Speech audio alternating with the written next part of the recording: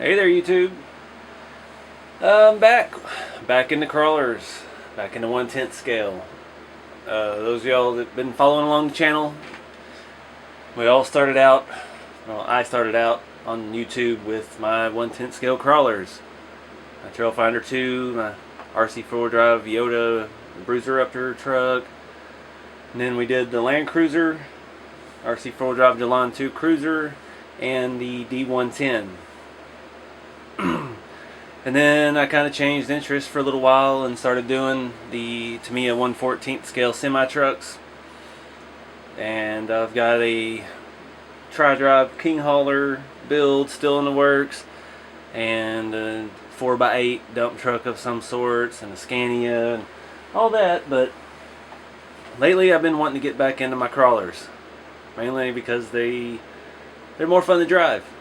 I'm not usually into driving. I'd like to build more, but I've been kind of bored with the semi-trucks the past couple weeks, and I've taken the crawlers out, bashed around the backyard a little bit. I've got a little small rock crawler course set up out there, and it's pretty fun. So things have been tight. I actually had this is the RC4wd Gelande 2 D110 Land Rover, long wheelbase, that I built a while back.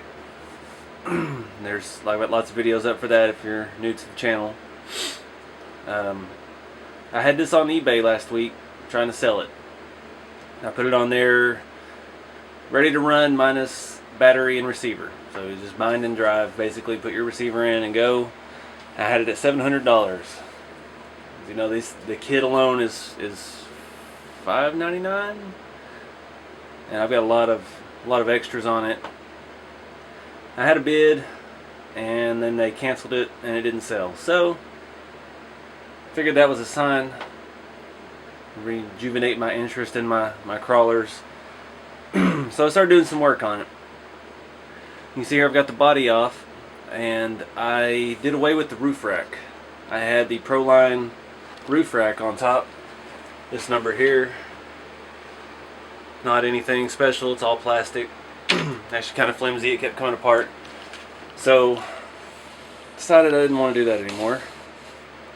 So I filled the holes and sanded it down. I just need to kind of touch up the paint and weather it. The body's weathered.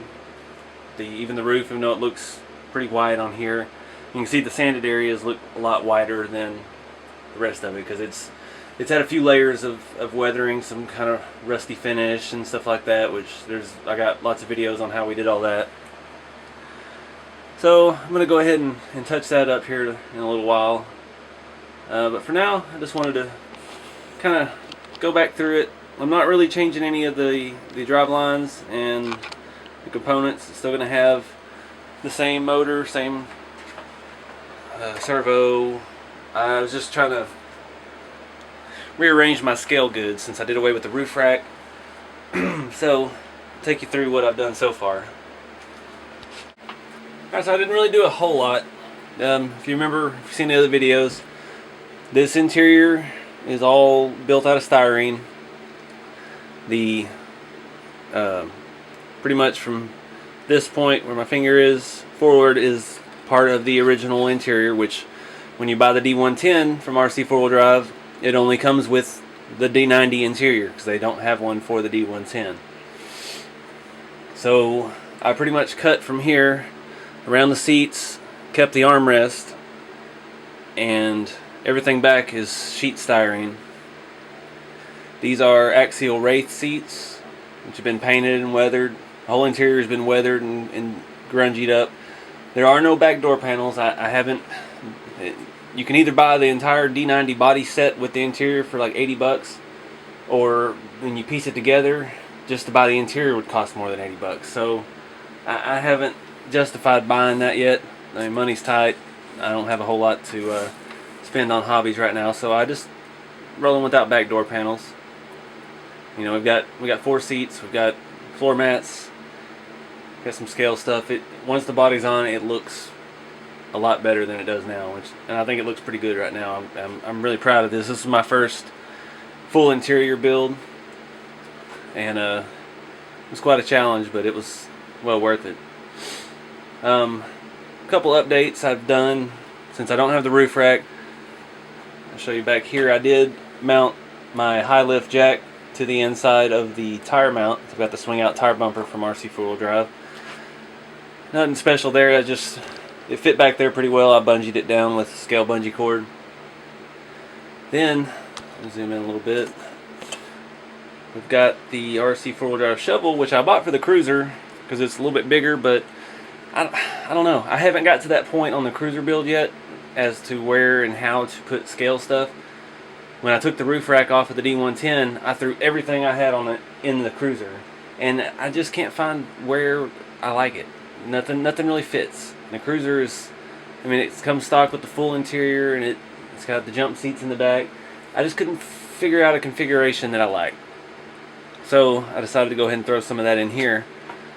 And all I did on this, I wanted it to sit right here. I looked at a lot of options, bungeeing it down. There was just nothing I could really do. So I drilled some small, maybe 2mm holes, and these are paper clips. Or it's actually one paper clip I cut in half. I just put it around the shovel, put it through the bottom, and folded the ends over. And it's in there nice and tight. I mean, if you really tried it, it would pop right off, but from driving it, it's not going to come loose. And then you'll be able to see that real nice through the back window. And the only other thing I've done is over here on the other side, I've got these scale Rubbermaid containers. The cooler has been in there. It's screwed down and bolted to the base. The Rubbermaid container, I took the rare earth magnets, the neodymium, whatever you say it, adamantium, the rare earth magnets, and I've glued some in here. They haven't dried yet. I just put this on, and then I glued some to the underside of here, and now it just kind of stays put. And you can buy these. Zoom out. You can buy these on eBay. Oh, come on, that's not what I wanted. You can buy these on eBay. I think I bought 100 or so for like $3 or $4. These are awesome for your scale stuff. These things really work. On my Mojave, my green truck up here, I've got these holding down a lot of scale stuff in the bed. That's a little bit thicker plastic than this, but even on this, I used two of them together. I glued two into the container, and then I glued two to the bottom. And like you saw here, it snapped back into place pretty easily. I mean, it's pops right back over there in the corner. So it'll move around a little bit, but it's not going to come off unless you pull it off. And like I said, in the bed of my green truck up here, I've got a lot of stuff tied down with the magnets, rare earth magnets. So pop this off here. Nothing really different. I've kept the stock drive. I mean, it works. That's the main thing. I wanted to upgrade. I've got a real nice Savox servo. I was going to swap out the RC4wd servo, and it's just the standard RC4wd Outcry ESC with the crappy external BEC, and it's not anything fancy at all.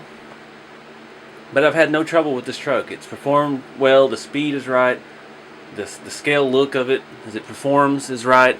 The only issue I've ever had with it is the shocks, and I've got a whole video about that where I tried out the RC4wd King shocks, and they just couldn't handle the weight of this extended body with the interior, and I had the roof rack full of stuff with an extra tire and all kinds of stuff in it. But I just thought I'd mix it up. That roof rack was never intended to be permanent. It was just, I had it. I found it real cheap on eBay, and I bought it a long time ago. And then when I built this, I was like, I gotta have a roof rack. It's a Land Rover, and I threw it on there. But I think it looks cool without it. I've got the box that the D110 came in my bedroom, and I lay there looking at it. It's like, man, that looks good without a roof rack.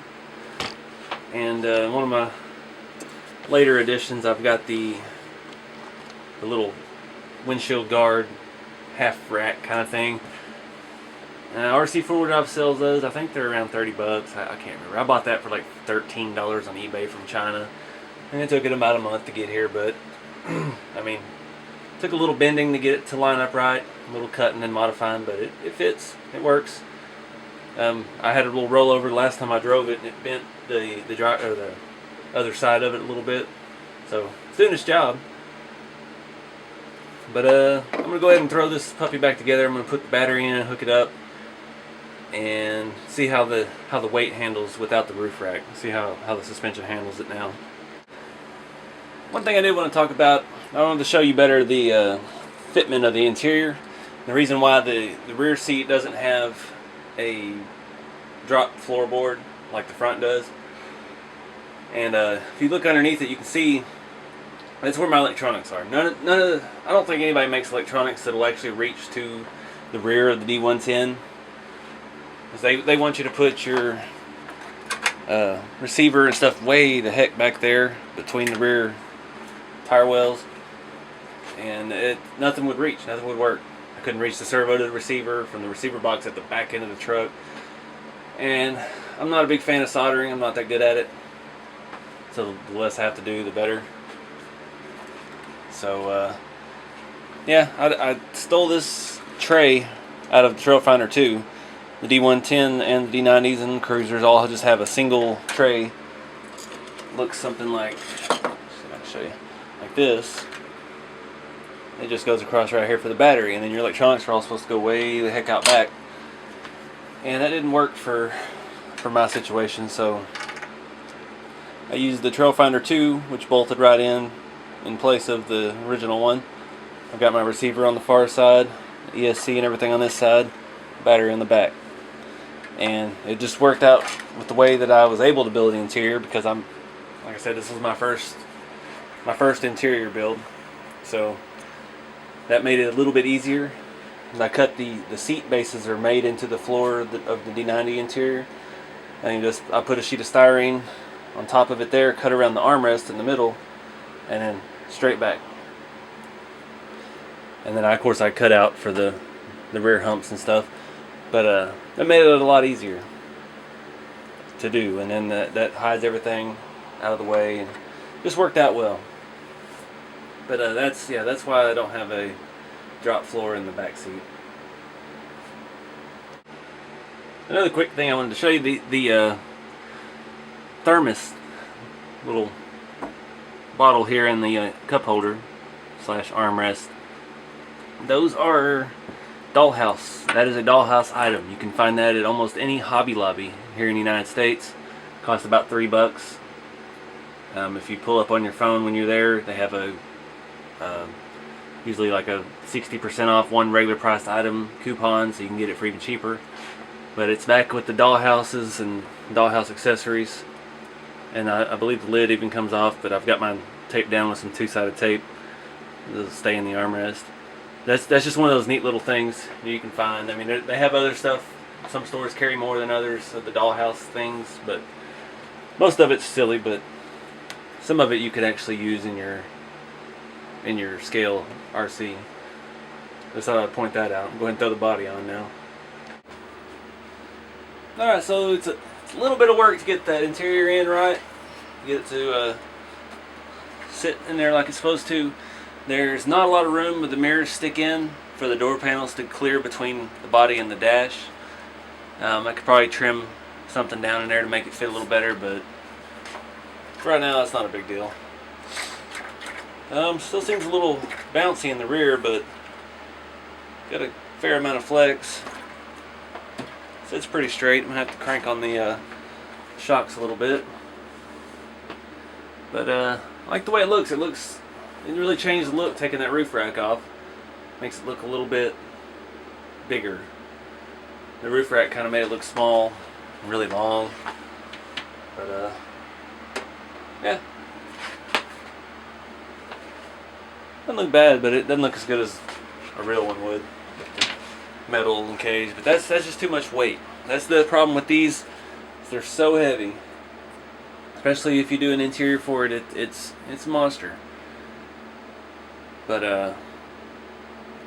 yeah, I was hoping to get this out and drive it today. Try out the suspension without the roof rack weight, but it has been pouring down rain for the past 3 days, and now it's dark, so I don't have any lights on this truck. I did look at putting some in, but These, I mean, the only lights on here that are made to take LEDs are the headlights, and I'm gonna have to try to pry the front piece out. It's all glued together, and